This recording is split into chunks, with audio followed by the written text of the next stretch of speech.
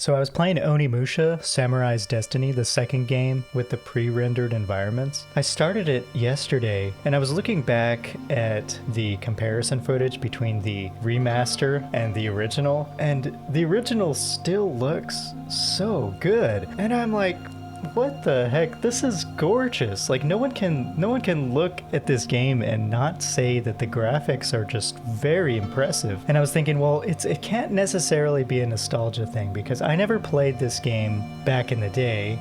You know, this is my first time playing it. But I was playing through this game, I'm like, oh my gosh, the graphics in this game are like, they really hold up very well. It just got me thinking about older games and all the reasons why I prefer older games. Like most people, I play a lot of new games. New games are coming out all the time. There's a lot of FOMO out there that makes you worry about, oh, I'm not going to be able to experience this with everybody else. But a lot of new games, they really force you and push you into this game is a software as a service mindset where it's like, oh, you got to play this game for 500 hours. You're never going to get tired of it. It's a living, breathing world. I'm like, I'm so tired of that, man. I'm so tired of the living, breathing world stuff. Even games that are modern that I love, they all have an ending.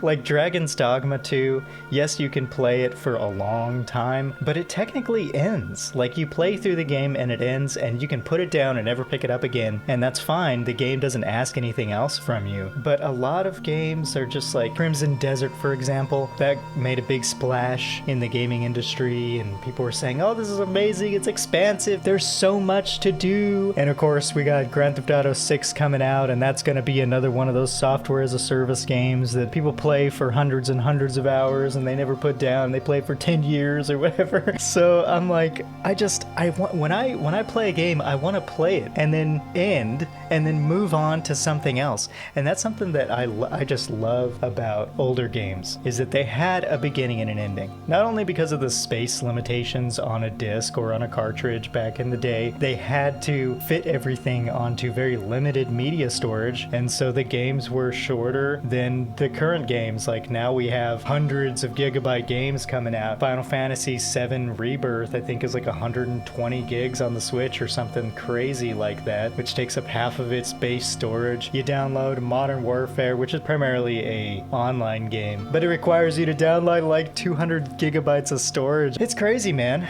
These games try to take over your life because the companies, they want you to continue to play them, to buy the skins and the microtransactions that they're peddling throughout the game. They want you to play it forever so that they can just keep siphoning money from you. But I prefer the model of a game that you buy, that you complete, and then you remember because it was a great experience, and then you move on.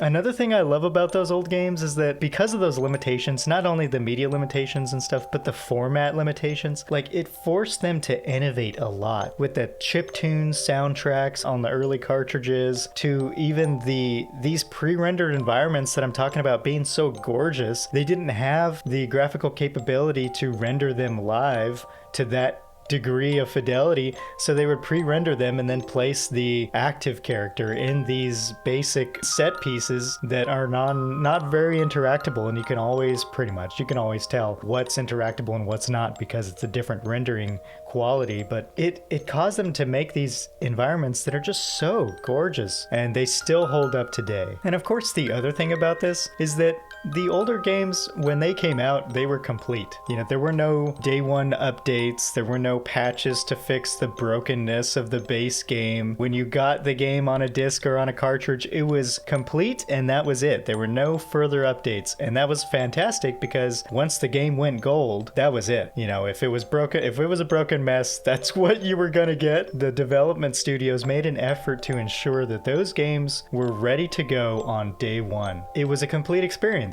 Like, I finished the Onimusha game. It has some replayability because of the challenge missions and stuff like that. And now I'm playing Onimusha 2. And I know that I'm gonna reach the end of the game, and it's going to feel like a complete experience. I'm going to have a beginning, a middle, and an ending. I'm not gonna encounter a game-breaking bug where I have to download like a 200 gigabyte patch to fix it, you know?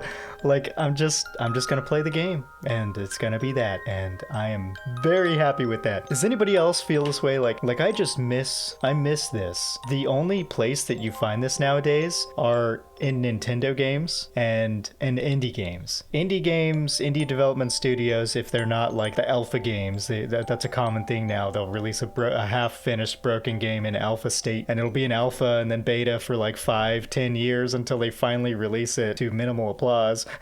I didn't grow up with Nintendo, so I didn't really know this, but Nintendo has been releasing complete games for decades. They are feature complete, very polished, replayable, but they finish, and they're like top of the line games.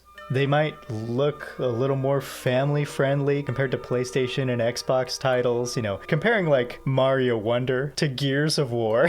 It's hilariously different. But yeah, I'm discovering now that Nintendo, they're still top of the line.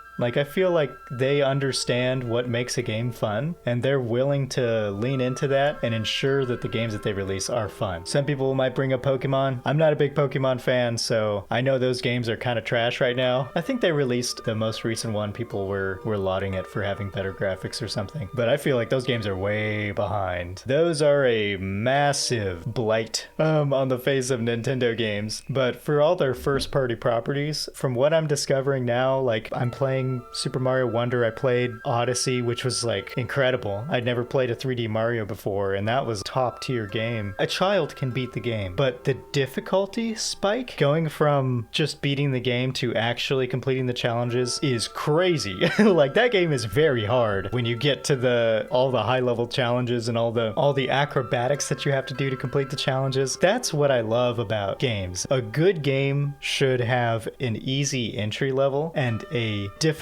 100% completion curve, not based on time, but based on skill and effort. I want more games like this.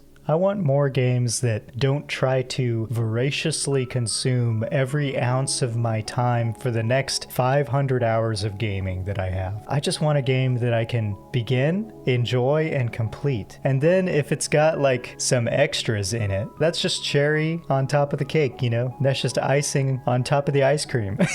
That's just whipped cream on top of the orange slice, man. Certain games I'm gonna play and replay because they're such good experiences, like Shadow of the Colossus or Dragon's Dogma. Those games I can replay and not get tired of because of the way they built those systems. And I'm kind of just discovering, like, Capcom, man, they are coming out with some bangers lately, and their games are great. I loved Kunitsugami. It was like one of the first games I got for the Switch 2. I just want more of that game.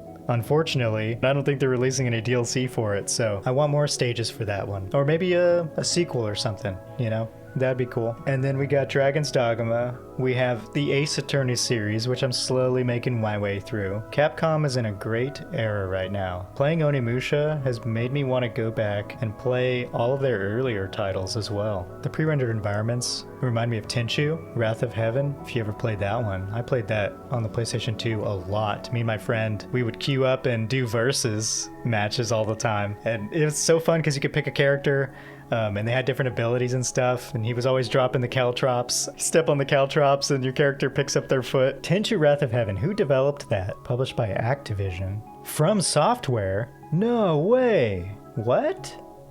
Wait, From Software's been around that long? 1986? Oh my goodness. From Soft, please re-release Tenchu, man. That's cool. So they published it in Japan. But I don't think K2 is around anymore. Wait, they were involved in Phoenix Wright and Resident Evil? Were they bought by Capcom? Were they acquired? And Dragon's Dogma Online. Okay. I think I'm starting to see a trend here in the games that I like. What the heck? Okay, maybe I should play Resident Evil. What? Dragon's Dogma. So K2's website still exists. These are all their products. They're part of the Capcom group. So obviously they did Biohazard, Monster Hunter Rise, Devil May Cry. They got Ace Attorney, Great Ace Attorney series of 1 and 2, Dragon's Dogma Online, the original Dragon's Dogma, Lost Planet, that was a fun game, and then Tenchu. Oh, dude, bring Tenchu back, please. And I never played Valhalla Knights. Based on their other games, obviously I would enjoy it, whatever this is. All I was trying to say was like, I prefer those singular experiences that have a beginning, that have an end, and that are well developed and complete on release. We need more games like that. I hope you agree.